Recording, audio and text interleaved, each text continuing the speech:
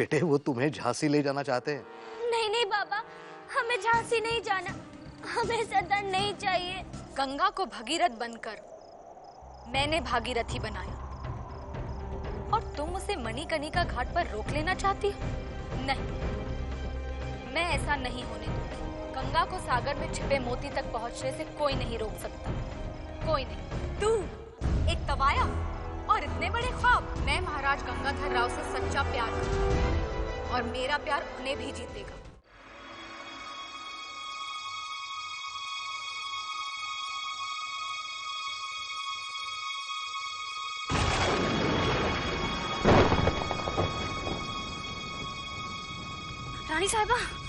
रानी साहिबा, क्या हुआ कुब्जा?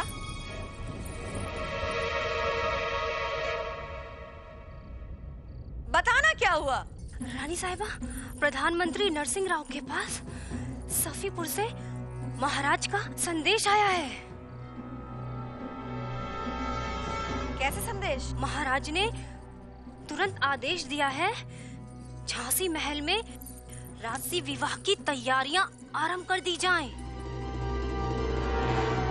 महाराज ने मणिकर्णिका नाम की एक कन्या से विवाह करने का निर्णय ले लिया है।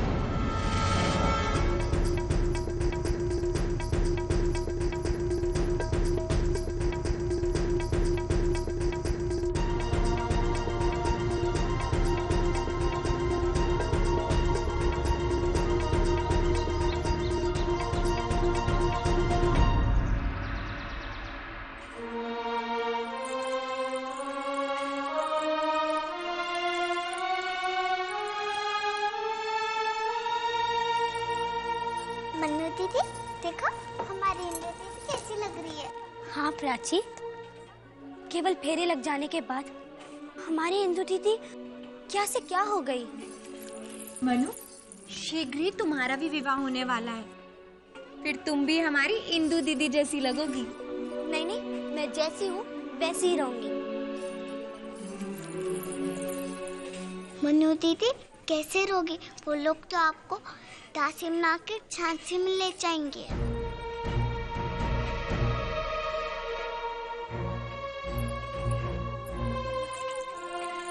बेटा जरा इधर आना, देखे तो जरा हमारी इंदु विवाह के बाद कैसी दिख रही है।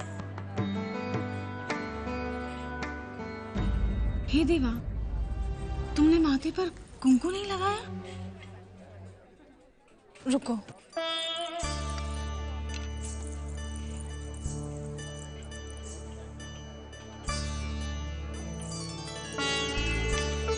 बेटा इसे सदैव लगाना।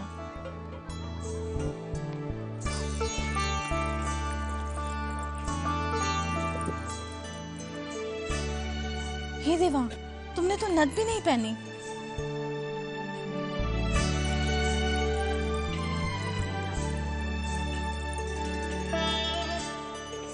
बेटा इसे भी सदैव पहनना। सुहागिन औरतों का प्रतीक है कुंकू और नथ। आई साहब, आजी साहब कहाँ हैं? वैनी साहब को तो सुबह से हमने भी नहीं देखा।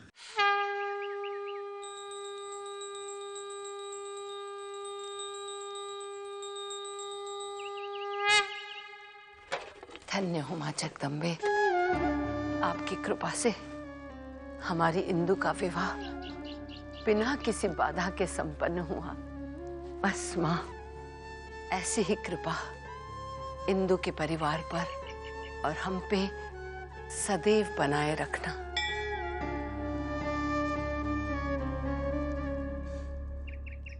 लीजिए महाराज। नहीं पंडित जी, यह हमसे बड़ी है, इन्हें पहले आरती दीजिए। इसके अतिरिक्त ये हमसे पहले आई है। आप लीजिए ना। नहीं ऐसा, कृपा करके आप पहले आरती लीजिए।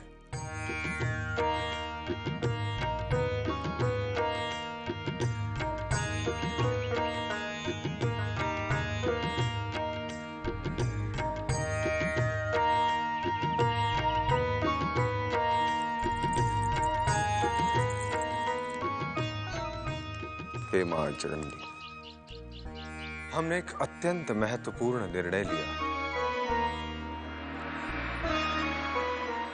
हमें यह आशीर्वाद दीजिए कि संभवतः हमारे इस निर्णय से झांसी का भाग्योदय हो।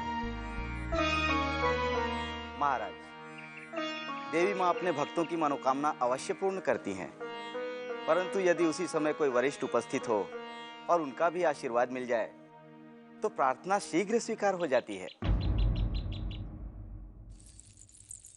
आई साहब,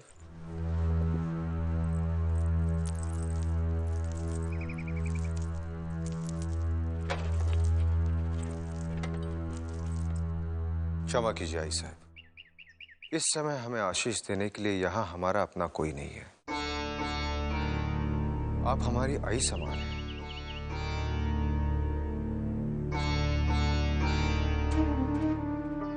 अवश्य हूँ। जब आपने स्वीकार कर लिया है तो हमें आशीष दीजिए कि हमने एक अत्यंत महत्वपूर्ण निर्णय लिया है, वो पूर्ण हो जाए।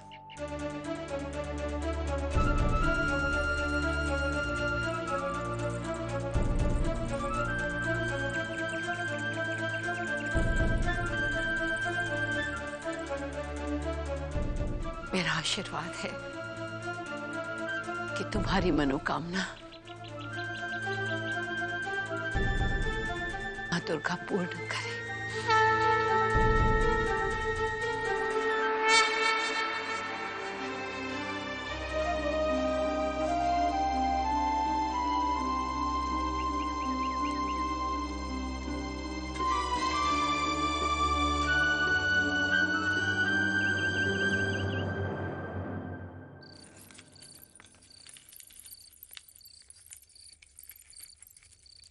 शांता जी जरा शीतल जल ले आ तो। जी आई साहब।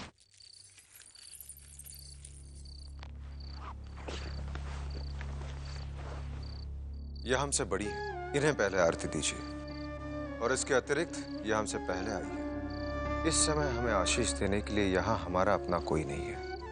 आप हमारी आई समान हैं।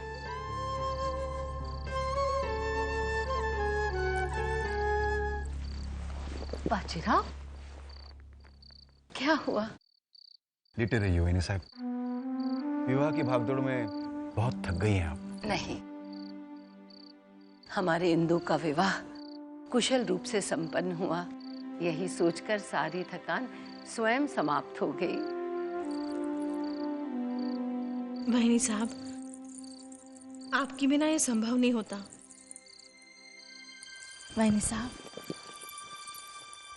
ये छोटी सी भेंट पैर पूजन की रस्म की। जाऊबाई, इंदु क्या सिर्फ तुम्हारी बेटी है, मेरी बेटी नहीं है। अरे तुमसे ज्यादा लाड़ प्यार से पाला है मैंने उसे। ऐसा करके तुम मुझे पराया बना रही हो। वैनी साहब, हमारी क्या हैसियत जो हम आपको कोई भेंट दें, कि तो पैर पूजन की प्रथा है। वैनी साहब, जरा सोचिए, आपके अतिरिक्त है कोई मेरा बड़ा? कोई समस्या उत्पन्न होती है तो अधिकतर समाधान आपसे मिलता है। मेरे लिए आपने अपने बहनी से अधिक मां की भूमिका निभाई है।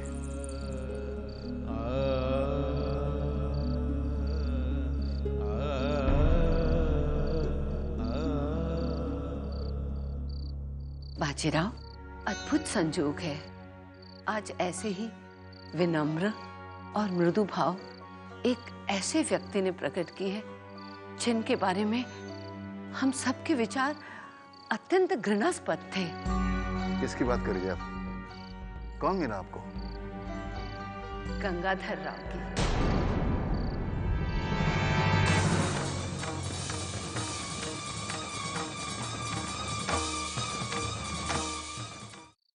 किसकी बात करिए आप? कौन मिला आपको? गंगाधर राव की। गंगाधर राव?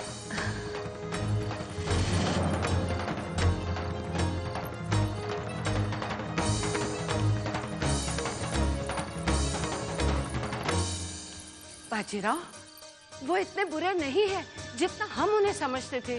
वो बहुत विनयशील हैं। बेनी साहब, मैं आपकी बुद्धिमत्ता और निर्णय का आदर करता हूं, परंतु आपके मुख से उसकी प्रशंसा सुनकर मैं हैरान हूं। बाजीराव, वो तो ये भी नहीं जानता था कि मेरा संबंध बिठूर महल के राजसी परिवार से है। फिर भी वो मुझे क्षमा कीजिएगा, क्षमा कीजिएगा। गंगाधरों के प्रति मेरे विचार कभी नहीं बदलेंगे और मैं अपने निर्णय पर अटल हूं। सुनिए बाजीराव,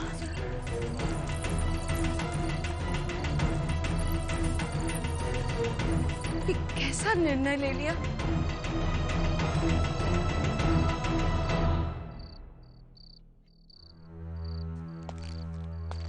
वेनी साहब, श्रीमान सरकार ने मनु के विवाह के लिए निर्णय लिया है।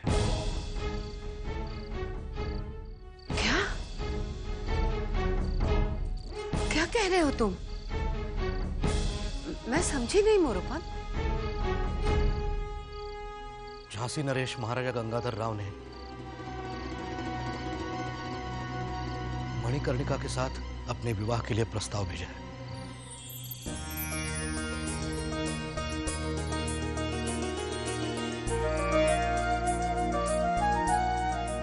मनु के लिए? यानी तुम्हारी मणिकर्णिका के साथ? जी। मुझे तो विश्वास ही नहीं हो रहा है। परंतु श्रीमंत सरकार ने यह प्रस्ताव अस्वीकार कर दिया।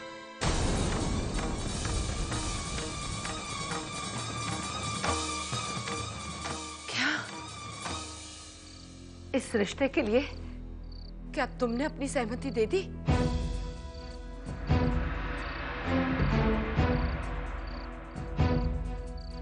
उत्तर दो मोरोपंत, क्या तुमने सहमति दे दी है? क्या कहूं वेनी साहब, मैं क्या करूं? मैं क्या हूं? पिता और सेवक के कर्तव्य बोध के दोराहे पे खड़ा एक व्यक्ति निर्णय लेने की स्थिति में होता कहां है? हर पिता का अपनी पुत्री के लिए सपना होता है कि उसकी पुत्री किसी अच्छे घर में रानी बनकर राज करे।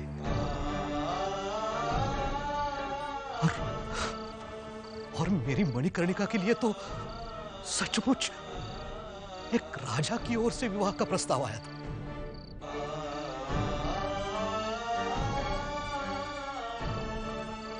परंतु मैं केवल पिता नहीं हूं वेनी साहब।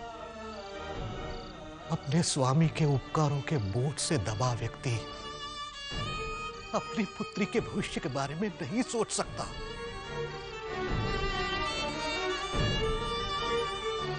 वेनी साहब, श्रीमंत सरकार ने जीवन के हर मोड़ पर इस हीन दिन को केवल ठोकरें खाने से ही नहीं बचाया, सम्मानित आश्रय दिया है। ऐसी स्थिति में श्रीमंत सरकार के निर्णय के विरुद्ध जाने की तो दूर, सोचने की भी बिसात मुझ में है।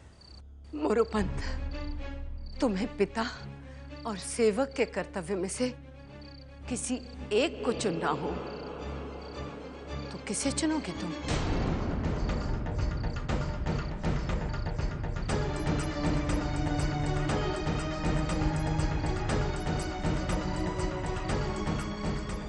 जवाब दो, किसे चुनोगे?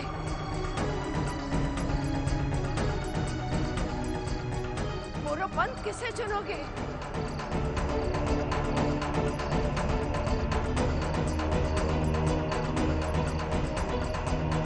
मणिकर्णिका श्रीमंत सरकार की पुत्री है।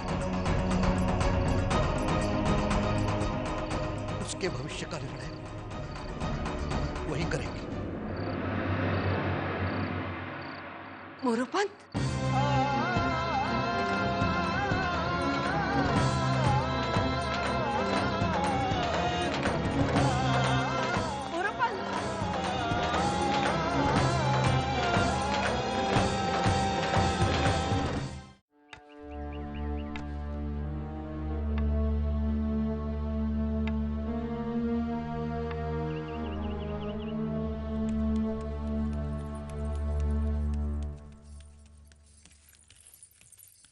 अरे मन्नू दीदी, तुम यहाँ बैठी हो?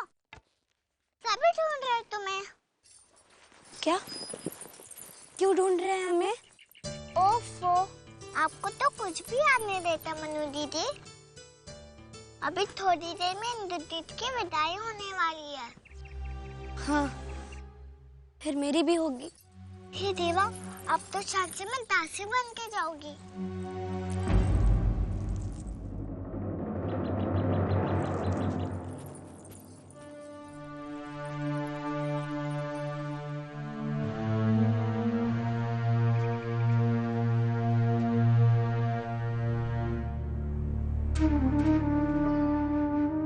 बहुत प्यार करते हो ना अपनी छबीली से।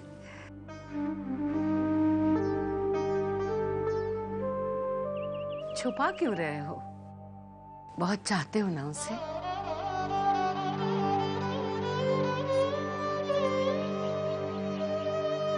अपनी इंदु से भी अधिक।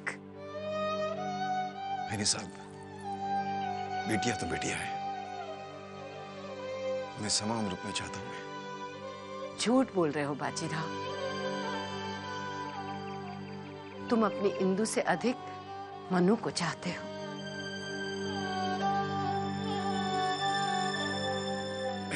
नहीं मेरी साहब, यही सच है बाजीराव। तुमने अपनी इंदु को तो इतनी आसानी से विदा कर दिया, मगर मनु को विदा करने के लिए तैयार नहीं।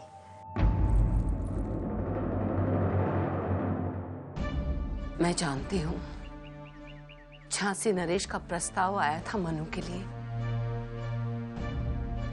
हाँ आया था, लेकिन मेरी साहब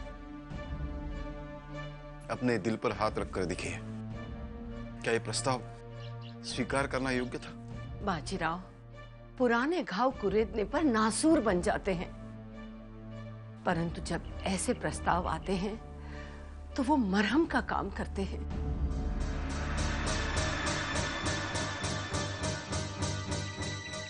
मोरोपंत एक पिता होते हुए भी तुम्हारी आपसी दुश्मनी के लिए अपनी बेटी के सुनहरे भविष्य को बलि चढ़ाने पर उतारू है। और यदि तुम अपनी बात पे अटल रहे तो याद रखना, मोरोपंत का ये बलिदान तुम्हारे उस पर किए हुए सारे उपकारों पर भारी पड़ जाएगा बाजीराव। और फिर सारा जीवन तुम उसके सामने नजरें उठा के देख भी नहीं सकोगे बाजीराव। बेनी साहब, आप जो कह रही है वो सब सोच चुका हूं मैं। फिर भी गंगाधरराव का चरित्र। बाजीराव, पुरुषों का चरित्र एक स्त्री कब और कैसे बदल देती है, इस बात का आभास उसे खुद नहीं होता। और जब मनु के भाग्य में झांसी की रानी बनना लिखा है, तो हमें उसके और उसके भाग्य के बीच में आने का कोई अधिकार नहीं है।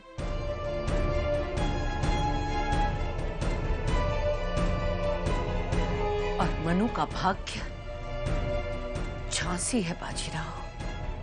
मैं झांसी नहीं जाना चाहती प्राची, परंतु सभी मुझे वहाँ भेजना चाह रहे हैं, मेरे बाबा भी। तो मैं अपने बाबा से बात कर रही हूँगी, फिर देखना वो तुम्हें नहीं जाने देंगे।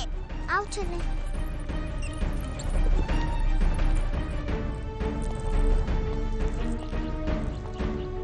अब और मत सोचो बाजीराव, ऐसा सुनहरा मौका हाथ से जाने मत दो। बेनी साहब, आप ठीक कह रही हैं।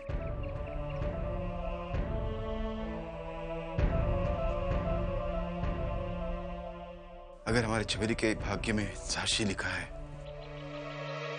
तो जाएगी।